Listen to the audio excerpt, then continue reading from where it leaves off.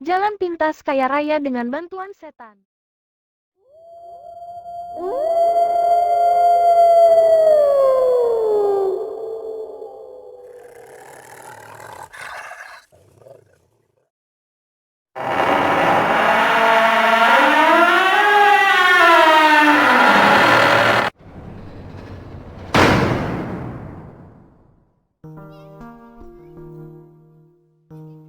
Di dunia fana ini, untuk dapat hidup dan eksis, manusia perlu berjuang.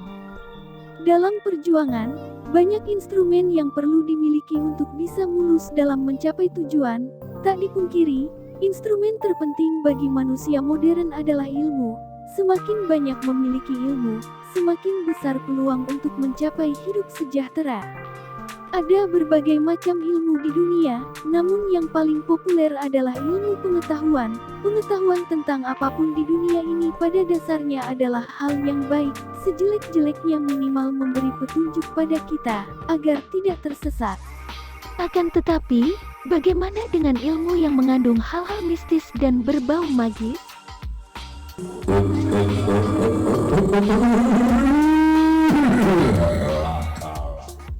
Terkait dengan ilmu yang mengandung hal-hal mistis dan berbau magis, seperti sudah saya sebutkan di atas, semua ilmu itu pada dasarnya baik. Semua itu tergantung bagaimana kita menyikapinya. Ada beberapa ilmu mistis yang dapat menghasilkan hal yang baik, namun tidak jarang yang menimbulkan keburukan. Di mana orang biasa menyebutnya dengan istilah ilmu hitam.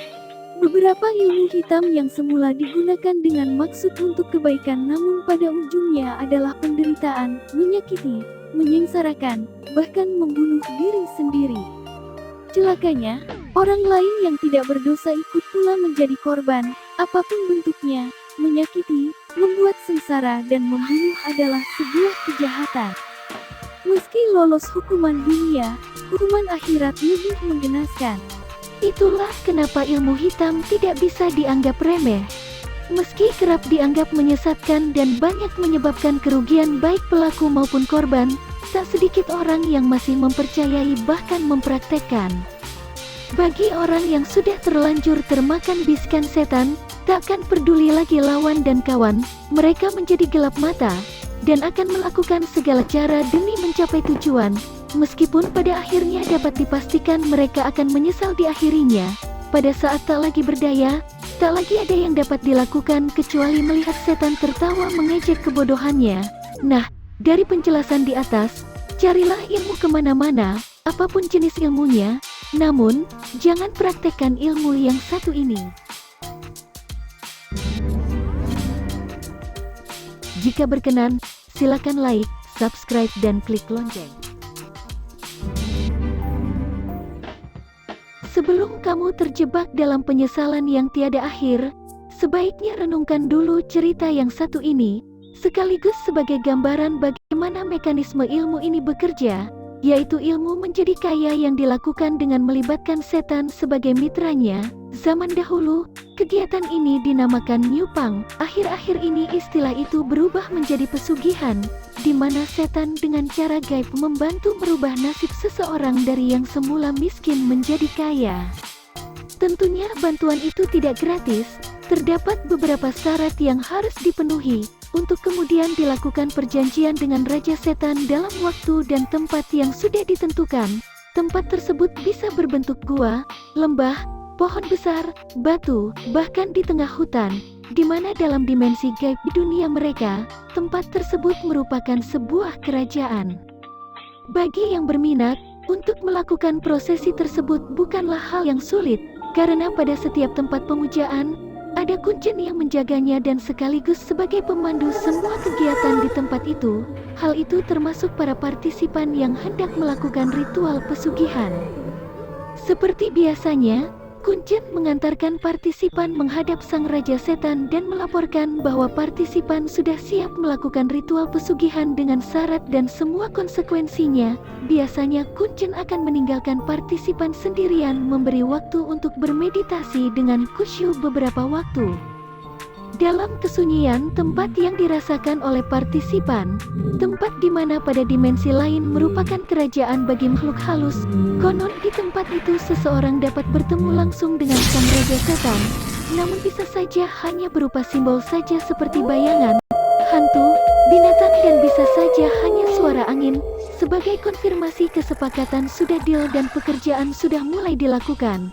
Namun demikian, semua bisa batal jika kamu merasa takut dan lari terbirit-birit. Sepulang dari pesugihan, partisipan pun menjalani aktivitas seperti biasa. Sebagai efeknya, sebuah perubahan hidup mulai dirasakan. Seakan rezeki datang dengan begitu mudah. Bisnis apapun yang dilakukan selalu mendatangkan keuntungan. Hingga dalam kurun waktu singkat, partisipan menjadi kaya raya. Sampai di bagian ini, semua nampak baik-baik saja. Seiring kekayaan yang terus berkembang, status sosial partisipan sudah barang tentu turut naik mengikutinya. Yang sebelumnya seorang kuli, naik menjadi juragan. Bahkan impian naik haji pun akhirnya terrealisir. Seolah menutupi kenyataan, kalau diri yang sebenarnya adalah tidak lebih dari sekutu setan. Tapi, ya, begitulah manusia. Hari-hari pun berjalan, tidak melupakan janjinya. Partisipan sibuk memasak anak ayam jantan dengan bumbu yang paling enak. Itulah sesaji pertama yang diminta oleh Raja Setan. Namun, belum sempat dikirimkan sesaji tersebut, partisipan mengalami musibah. Anak laki-laki sematawayang meninggal dunia secara mendadak nyaris tanpa sebab. Sontak hal itu menjadikan duka yang sangat dalam. Belum move on dari rasa duka kehilangan anak yang disayanginya. Hanya selang beberapa hari, musibah harus menimpa kembali. Kali ini menimpa istrinya yang sedang hamil. Peristiwa itu tepat pada jadwal pengiriman sesaji yang kedua. Pada menu sesaji yang kedua, Raja Setan minta dikirim seekor ayam betina yang sedang mengerami telurnya. Di situ biasanya partisipan sudah mulai menyadari bahwa anak ayam jantan yang diminta Raja Setan hanyalah sebuah kiasan. Namun yang sesungguhnya adalah anak laki-lakinya. Sampai pada permintaan kedua yang berupa ayam betina yang sedang mengerami telurnya. Tidak lain melambangkan istri dan anaknya yang masih dalam kandungan.